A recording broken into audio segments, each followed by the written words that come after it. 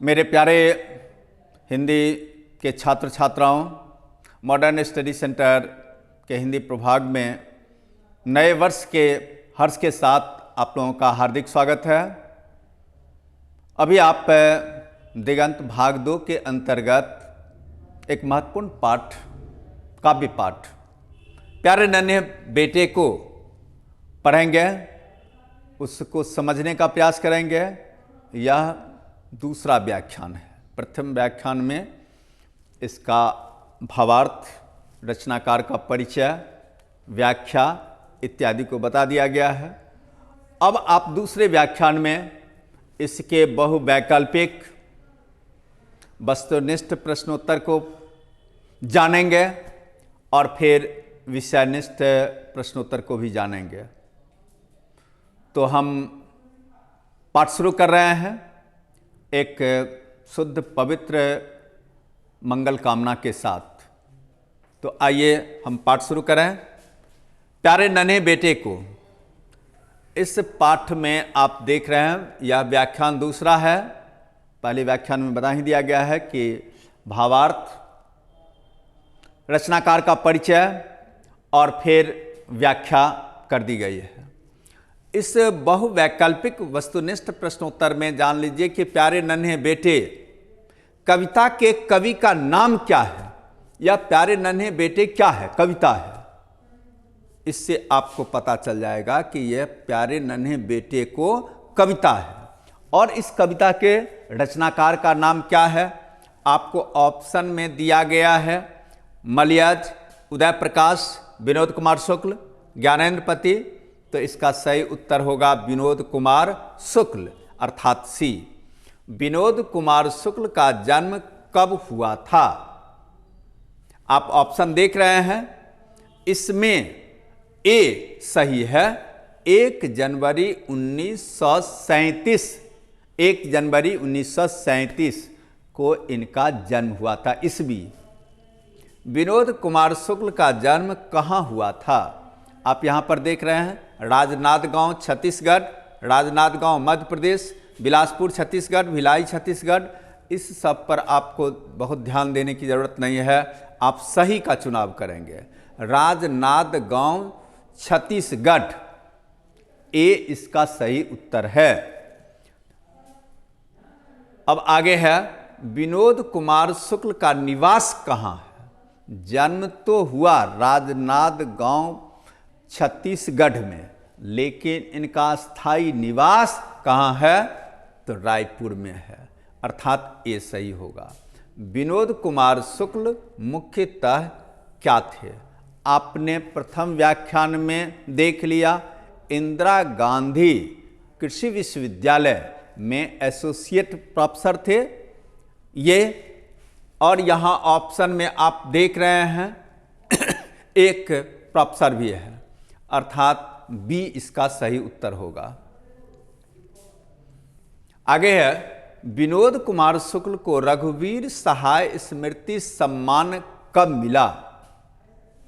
इन्हें स्मृति सम्मान रघुवीर सहाय वाला, और फिर एक कविशेखर सम्मान और अंतिम साहित्य अकादमी सम्मान, यानी 3 सम्मानों से नवाजा गया, जिसमें पहला सम्मान आप देख रहे हैं रघुवीर सहाय स्मृति सम्मान। वह सम्मान इन्हें 1992 में मिला। तो ए इसका सही होगा। विनोद कुमार शुक्ल को दयावंती मोदी कविशेखर सम्मान कब मिला? तो वह सम्मान इन्हें 1997 में मिला। ये सम्मान दयावंती मोदी कविशेखर सम्मान 1997 में मिला, अर्थात ए होगा। विनोद कुमार शुक्ल को साहित्य अकादमी सम्मान कब मिला? तो यह 1999 में मिला, अर्थात ए इसका सही होगा।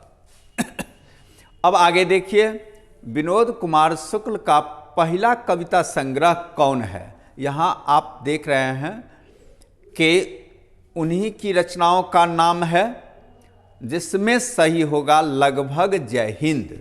लगभग जय हिंद उनका पहला काव्य संग्रह है। लगभग जय हिंद का प्रकाशन कब हुआ? लगभग जय हिंद का प्रकाशन 1971 में पहचान सीरियल के तहत किया गया, यानी 1971 में। ये इसका सही उत्तर होगा। प्यारे नन्हे बेटे को कविता कहाँ से उद्धृत है? यहाँ पर आप देख रहे हैं कि ए, बी, सी और डी भी होगा आगे। अतिरिक्त नहीं, यह कविता संग्रह है। वह आदमी नया गरम कोट पहनकर चला गया विचार की तरह। घबराने की जरूरत नहीं है कि यह शीर्षक थोड़ा लंबा है, लेकिन आपके पाठ में है तो आपको याद तो करना ही पड़ेगा। तो वह आदमी नया गरम कोट पहनकर चला गया विचार की तरह, इसी से प्यारे नन्हे बेटे को कविता उद्धृत है, अर्थात इस 11वां प्रश्न का बी उत्तर होगा। नौकर की कमीज गद्य की कौन सी विधा है? नौकर की कमीज गद्य की कौन सी विधा है? तो इसका उत्तर होगा उपन्यास, अर्थात बी। विनोद कुमार शुक्ल के किस उपन्यास पर फिल्म बनी है? फिर आप देख रहे हैं खिलेगा तो देखेंगे, दीवार में एक खिड़की रहती थी, नौकर की कमीज, महाविद्यालय, इसमें बी पर फिल्म बनी है, अर्थात इसका उत्तर होगा बी। नौकर की कमीज उपन्यास पर फिल्म बनी है। पेड़ पर कमरा नामक कहानी संग्रह का अनुवाद किस भाषा में किया गया है? आप जानते हैं कि पेड़ पर कमरा नामक कहानी का अनुवाद इतावली भाषा में किया गया है। तो यहाँ पर आप देख रहे हैं सी इसका सही उत्तर होगा, इतावली। अतिरिक्त नहीं क्या है? आपको ऑप्शन दिया गया है, उपन्यास, कहानी, कविता, निबंध। तो अतिरिक्त नहीं आपको कविता है, अतिरिक्त नहीं कविता है, अर्थात सी। कवि के कंधे पर बैठा उसका पुत्र स्वयं को किससे बड़ा समझने लगा? तो स्वयं को दादा से बड़ा समझने लगा, अर्थात सी इसका सही उत्तर होगा। विनोद शुक्ल ने बेटे को कहां बैठाया? बेटे को कंधे पर बैठाया। इस परिस्थिति में सी इसका सही उत्तर होगा। कवि किससे पूछेगा या पूछता है? तो वह बेटी से पूछता है। बेटिया कैसे बोलेगी? यहां पर ऑप्शन आप देख रहे हैं, धीरे धीरे, जोर से, झटपट, मुस्कुराते हुए। तो इसका उत्तर होगा झटपट, अर्थात सी सही होगा। लकड़ी के दो खंभों पर क्या तना है? तो लकड़ी के दो खंभों पर तार तनी हुई है। तो बी इसका सही उत्तर होगा। बिटिया कैसी थी, अर्थात शरीर से कैसी थी। आप ऑप्शन देख रहे हैं, तो यहाँ पर सही उत्तर होगा दुबली पतली। ध्यान रहे कि अपने मन से कुछ नहीं करना है, आपको पाठ में जो कुछ दिया गया है उसी से अधिकतर बात निकालकर सामने रखना है। हाँ, प्रश्न में यदि आपको मौलिक विचार पूछा जा रहा है तो अलग बात है, आप अपने ढंग से कर सकते हैं, लेकिन जो पाठ्य पुस्तक के अंदर की चीज़ है तो आपको जवाब उसी के अनुकूल देना होगा। तो दुबली पतली इसका उत्तर होगा, बी होगा। पिता ने बिटिया को किस रूप में याद दिलाया? समझाने, प्रशिक्षण देने, सिखलाने, उपदेश देने। यहाँ पर ध्यान रहे, पिता ने सिखलाने का काम किया, माँ ने समझाने का काम किया। इस दोनों में हल्का सा अंतर होता है। अपने ही क्षेत्र में अधिक जानकारी देना समझाना है, और दूसरे के क्षेत्र, अलग के क्षेत्र, हमारा जो कार्य क्षेत्र है उससे अलग की बात की जानकारी देना सिखलाना है। जैसे मैं अध्यापन का काम कर रहा हूँ तो अध्यापन से संबंधित मेरा क्षेत्र होगा। अब हमें कोई सेना के विषय में जानकारी देता है तो वह सिखलाना है। लेकिन अध्यापन के क्षेत्र में यदि वह कोई बात बताता है तो वह समझाना माना जाएगा। तो पिता ने बेटी को सिखलाने का काम किया, अर्थात बी होगा। बाहर बेटी का जो क्षेत्र था उस क्षेत्र से बाहर की चीज़ बताता है, कुदाल के विषय में, टंगिया के विषय में, बसुला के विषय में, चक्के के पट्टा के विषय में, बैलगाड़ी के चक्के के पट्टा के विषय में। ये सब बेटिया के लिए बाहर की चीज़ थी, अलग की चीज़ थी। प्यारे नन्हे बेटे को कविता में किस लोहा उत्पादक केंद्र की बात की गई है? तो यहां आप भिलाई बालाडीला की बात देख रहे हैं, तो इसका उत्तर ए होगा। किसे लोहा कहा गया है? तो मेहनत कश को लोहा कहा गया है, अर्थात बी होगा। कैसी औरत लोहा है? तो इसका उत्तर होगा दबी सताई औरत लोहा है, उसी की चर्चा उसमें की गई है। इस तरह आपने वस्तुनिष्ठ को जान लिया। अब हम आगे विषयनिष्ठ पर बात करेंगे। तो चलिए शुरू करते हैं विषयनिष्ठ को। विषयनिष्ठ शुरू करने से पहले आप इसको देख लीजिए। आपकी सुविधा के लिए यह एक आंसर शीट दे दिया गया है, आप बनाएं। ऊपर जो बताया गया उसके आधार पर आप अभ्यास करें और उस अभ्यास में इसका सहयोग आप ले सकते हैं, अर्थात आपकी सुविधा के लिए आंसर शीट यहाँ पर दिया गया है। तो हम शुरू करते हैं विषयनिष्ठ प्रश्नोत्तर। इसमें आपको वाक्य में जवाब देना होगा। अभी तक यानी वस्तुनिष्ठ में सिर्फ गोला रंगने की बात थी, यानी शब्दों में जवाब देना है। प्रायः मानकर चलिए कि वैकल्पिक वस्तुनिष्ठ में गोला रंगने की ही बात होती है, उसमें कुछ लिखने पढ़ने की बात नहीं है। यहां पर आप देख रहे हैं कि वाक्य में आपको जवाब देना होगा, यहां इसमें लिखना पड़ेगा।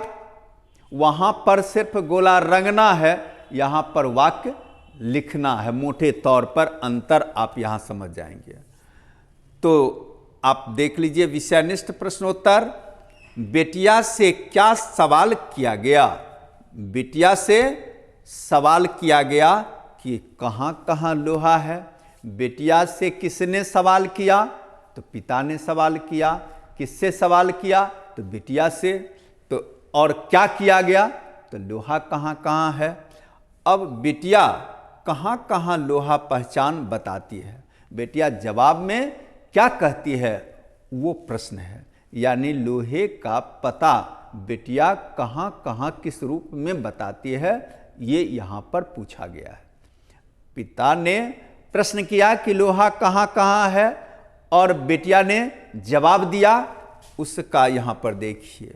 बेटिया ने कहा चिमटा, करकुल, सिगरी, शमसी, दरवाजे के सांकल और कब्जे, कपड़ा सुखाने के लिए तनी गई तार, सेफ्टी पिन और साइकिल आदि के रूप में बिटिया ने लोहे की पहचान कराई। उसने इस रूप में लोहे की पहचान करा दी।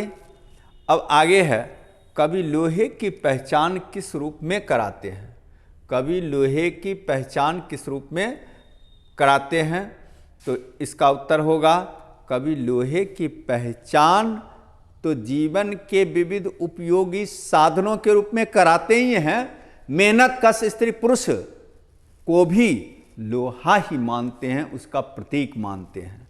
कवि लोहे की पहचान फावड़ा, कुदाली, टंगिया, बसुला, खुरपी, बैलगाड़ी के चक्के का पट्टा, बैलों की घंटी के अंदर की गोली के रूप में करते हैं। ये जीवन व्यापार संपन्न कराने वाले हैं। इन सारे साधनों का उपयोग जीवन व्यापार संपन्न कराने में किया जाता है। कवि की पत्नी लोहे की पहचान किस रूप में कराती है? कवि की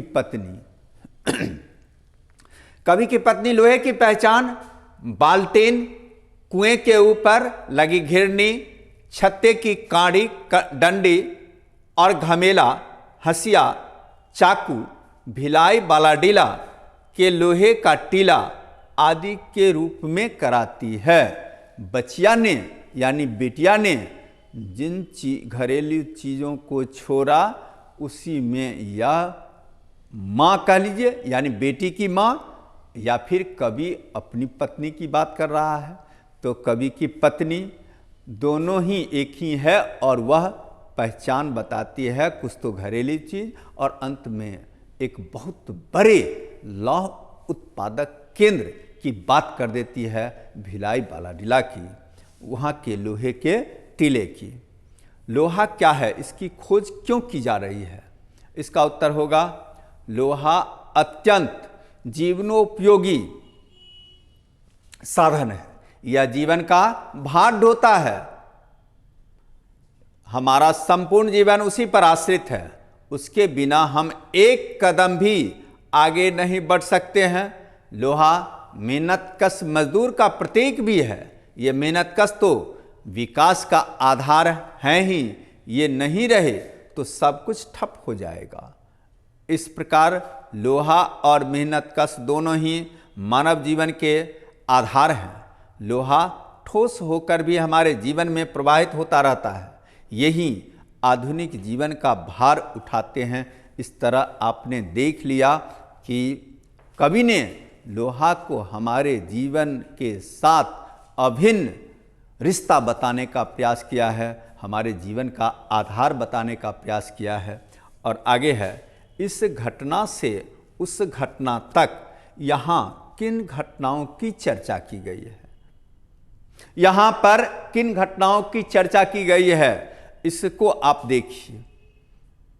कभी अपने बेटे को कंधे पर चढ़ाकर घुमाता है और अंत में वह बेटे के बड़े होने पर उसकी शादी की भी बात करता है। तो एक घटना हो गई बेटे को कंधे पर चढ़ाकर घुमाने की, और दूसरी घटना बेटे के द्वारा शादी ब्याह कर घर परिवार बसाने की। इसका एक दूसरा भी रूप हो सकता है, और वह रूप है एक घटना का संबंध लोहा से है। कहाँ कहाँ लोहा किन किन रूपों में पाया जाता है, और उस घटना का अर्थ मेहनतकश के जीवन से माना जा सकता है, क्योंकि लोहा और मेहनतकश मजदूर दोनों को एक बताया गया है। एक लोहा की घटना और दूसरा मेहनतकश की घटना। यह तनिक अपने मौलिक रूप में सोचने के लिए भी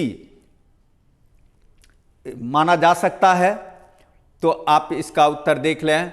इस घटना से उस घटना तक में एक घटना लोहा से संबंधित है और दूसरी मेहनतकश से। जिस प्रकार जीवन के विकास में लोहे का बड़ा योगदान है, उसी प्रकार इन मेहनतकशों का भी बड़ा योगदान है।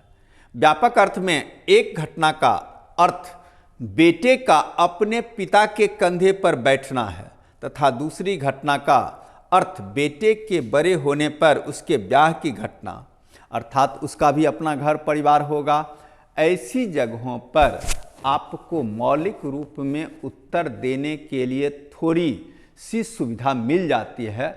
आप उसको अपने ढंग से उत्तर दे सकते हैं, उसकी व्याख्या कर सकते हैं। तो इस तरह आपने इस घटना से उस घटना तक में हमने दो रूपों में इसकी व्याख्या कर दी है। बेटिया को पिता सिखलाते हैं तो माँ समझाती है, ऐसा क्यों? ध्यान रहे कि सिखलाने और समझाने में अंतर होता है। वह अंतर क्या होता है? सिखलाने में दूसरे के कार्य क्षेत्र की जानकारी दी जाती है, जबकि समझाने में अपने ही कार्य क्षेत्र की विशद व्याख्या की जाती है, अपने कार्य क्षेत्र का विस्तार किया जाता है। तो यहाँ पर आप देखेंगे पिता बेटिया को सिखलाने का काम करते हैं और माँ बेटिया को समझाने का काम करती है। पिता जीवन के बाह्य क्षेत्र कुदाल, खुरपी, बसुला, टंगिया, बैलगाड़ी के चक्के का पट्टा, इस सब की जानकारी देते हैं। इस तरह सिखलाने की बात हो गई। जबकि माँ बाल्टीन, कुएं की घिरनी, इस सब की जानकारी देती है, इसीलिए वो समझाने का बात करती है। अब इसी को हमने व्यवस्थित रूप से सजाकर यहाँ लिख दिया है। बेटिया को पिता सिखलाते हैं क्योंकि नए कार्यक्षेत्र से परिचय कराना सिखलाना होता। पिताजी बेटिया को घर गृहस्थी से अलग की चीज से परिचय कराते हैं। फावड़ा, कुदाल, टंगिया, बसला, खुरपी आदि बेटी के लिए बाहरी दुनिया की चीज है। इस प्रकार अपने कार्यक्षेत्र से अलग की चीजों को जानना सीखना है। अपने ही कार्यक्षेत्र का विस्तार करना समझना होता है। जैसे माँ बेटी को घरेलू चीज़ों की विस्तृत कर बताती है, उसे समझाना कहते हैं। इस प्रकार अपने कार्यक्षेत्र का विस्तार समझना है और अन्य कार्यक्षेत्र से परिचय सीखना है। पिता सिखाते हैं और माँ समझाती है बेटी को। आगे है भिलाई। बालाडीला का उल्लेख इस कविता में क्यों किया गया है? अब इसका उत्तर होगा, इस कविता में मुख्यतः लोहे की खोज की गई है। इसमें लोहे से बनी चीज़ों का नाम गिनाया गया है। भिलाई इस्पात उद्योग लोहे का बहुत बड़ा कारखाना है, अतः लोहे का बड़ा केंद्र होने के कारण इसका उल्लेख किया गया है। इसके मजदूर भी बड़े मेहनत कश होते हैं। ये मेहनत कश भी लोहा ही होते हैं। इस तरह मेहनत कश मजदूर और लोहा दोनों वहाँ उपलब्ध होने के कारण कवि की पत्नी ने भिलाई बालाडीला की बात की है, अर्थात लोहे से संबंधित बातों की चर्चा के क्रम में लौह उत्पादन केंद्र की भी बात हो जाती है। इस तरह आपने इस पाठ को पूरा कर लिया।